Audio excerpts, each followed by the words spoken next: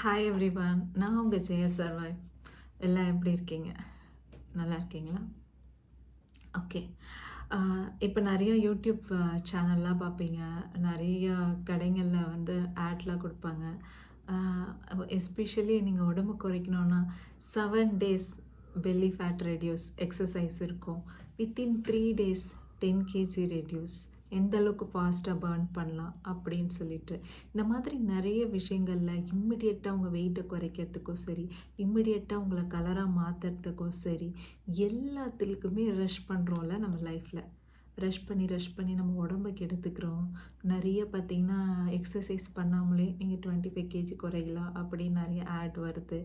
நிறைய பேர் பணத்தை செலவு பண்ணி இந்த மாதிரி ரஷ் பண்ணுற அந்த மைண்ட் செட்டுனால எவ்வளோ நம்ம வந்து அஃபெக்ட் ஆகிட்ருக்கோம். அதுக்கு தான் இந்த ஸ்டோரி. B patient. அங்கே ஒரு சின்ன பையன் இருப்பான், ராமுன்னு சொல்லிட்டு. சின்ன வயசுலேருந்தே எல்லாத்தையும் இம்மிடியட்டாக செய்யணும், பண்ணணும், எதுனாலும் உடனே கிடச்சிடணும், உடனே நடக்கணும். அப்படி நடக்கலைன்னா டென்ஷன் ஆகிறது, கத்துறது, அந்த மாதிரியான ஒரு இது இருந்தான். அவங்க அப்பா எல்லாத்தையும் பார்த்துட்டு இருந்தார். சரி, இவன் எப்படியாவது திருந்துவான்ட்டு வளரவும் செஞ்சான். அவங்க அப்பா வந்து கிராஃப்ட்மேன். அழகழகான ஒரு கலைநயமிக்க பொருட்கள் எல்லாம் செய்வார். அதுக்கு ரொம்ப ரொம்ப பொறுமை அவசியம். அவங்க பையனுக்கு அவங்க அப்பா மாதிரி இவனும் பெரிய கிராஃப்ட்மேன் ஆகணும், அழகழகான பொருட்கள் செய்யணுன்ற ஆசைனால அவன் சின்ன வயசுலேருந்தே கற்றுக்கிட்டான் எப்படின்ட்டு. ஆனால் அவங்க அப்பா வந்து ஒரு பொருளையும் செய்கிறதுக்கு ரொம்ப டைம் எடுத்துக்கிட்டாரு. ஆனால் இவனுக்கு அந்த டைம் பிடிக்கல. எல்லாத்தையும் இம்மிடியட்டாக செய்யணும்னு நினச்சான். மார்க்கெட்டிங் பண்ணி பெரிய லெவலில் வளரணும்னு ஆசைப்பட்டான். ஸோ அதனால் அவங்க அப்பா கிட்டே சொல்லி, அப்பா எனக்கு நான் எல்லாத்தையும் கற்றுக்கிட்டேன், நான் தனியாக பிஸ்னஸ் ஸ்டார்ட் பண்ண போகிறேன். நான் வந்து உங்களை மாதிரி பொறுமையால் என்னால் செய்ய முடியாது, நான் சூப்பராக பண்ண போகிறேன்னு சொல்லி ஒரு கான்ட்ராக்ட்லேயும் சைன் வாங்கிக்கிட்டான் ஒரு கம்பெனியில். சரி, அவங்களும் என்ன சொல்லிட்டாங்க, எனக்கு வந்து 200 பார்ட்ஸ் தேவைப்படுது இம்மிடியட்டாக அப்படின்ட்டு. அதுக்கு வந்து உங்களுக்கு 1 month டைம் கொடுக்குறோம். என்னது 1 month? எனக்குலாம் 1 weekலேயே நான் பண்ணிவிடுவேன் அப்படின்னு சொல்லி கான்ட்ராக்ட்லேயும் சைன் போட்டான். 1 week இவன் 200 பார்ட்ஸ் பண்ணணும். எந்த குவாலிட்டி செக் பண்ணல, க்ளே எப்படி இருக்குன்னு பார்க்கல, மாய்ஸ்சர் எப்படி இருக்குன்னு பார்க்கல. 2 நாள் வேகமாக பண்ணிவிட்டு காலைல வந்துட்டு அந்த பேக் பண்ணலான்னு போகிறான். எல்லா பார்ட்டும் உடஞ்சி போச்சு. டென்ஷன் ஆகிட்டான். இன்னும் 2 நாள் தான் இருக்குது. திருப்பியும் சேர்ந்து அந்த மண்ணை அந்த க்ளேவை இது பண்ணி பண்ணுறான். அவனுக்கு அந்த டென்ஷன்னால் ஒன்றுமே செய்ய முடியல.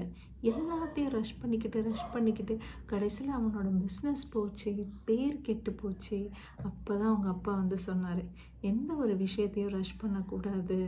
நீ வந்து நிதானம் இல்லாமல் அவசரப்பட்டினா எந்த ஒரு பொருளுக்கும் டைம் எடுக்கும். எஸ்பெஷலி கிராஃப்ட்மேன்ஸ், நாட் ஓன்லி கிராஃப்ட்மேன், நம்ம லைஃப்லேயுமே எல்லாத்தையும் அவசரப்படாதீங்க. இப்போ அவன் செஞ்ச தப்பை தான் நம்ம பிஸ்னஸில் பண்ணிகிட்ருப்போம். 1 month ஓடும், 1 month ஓடாது. அதுக்கு நம்ம இப்படி பண்ணலாம் அப்படி பண்ணலாம் நம்ம யோசித்து சம்டைம் கிவ் அப் பண்ணிவிடுவோம். எப்போவுமே அனலைஸ் பண்ணுங்கள், என்ன ப்ராப்ளம், அதுக்கு என்ன solution, where we are lacking. அதுக்கு டைமை ரொம்ப ஆழமாக ஸ்பெண்ட் பண்ணணும். நங்கூர மாதிரி நீங்கள் ஏதாவது ஒன்று படிக்கிறீங்க, அதில் ஃபஸ்ட்டு எக்ஸாமில் ஃபெயில் ஆகிடுறீங்கன்னா அதுக்கு என்ன ரீசன் சொல்லிவிட்டு திருப்பி நல்லா படிங்க, டைம் கொடுங்க. ரஷ் பண்ணி படிக்கும்போது நம்ம ராமு மாதிரி தான் லைஃப்பில் ஃபெயில் ஆகும். கரெக்டுங்களா? ஸோ நீங்கள் ஒரு வெயிட்டை குறைக்கணும்னு நினைக்கிறீங்க, இல்லை வந்து உங்களை வந்து க்ரூம் பண்ணணும்னு நினைக்கிறீங்கன்னா தயவு செஞ்சு அதுக்கு உண்டான டைமை கொடுங்க.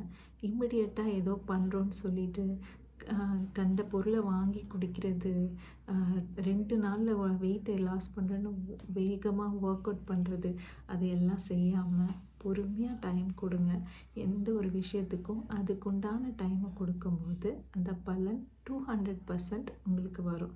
ஸோ நீங்கள் எல்லாமே புரிஞ்சிருப்பீங்க. பி பேஷண்ட் இல்லைன்னா ரொம்ப கஷ்டம். இம்பேஷண்ட்டாக இருக்கிறோம் நிறைய பேர், ஒர்க்லேயும் சரி, பர்சனல் லைஃப்லேயும் சரி. So please change and share with me.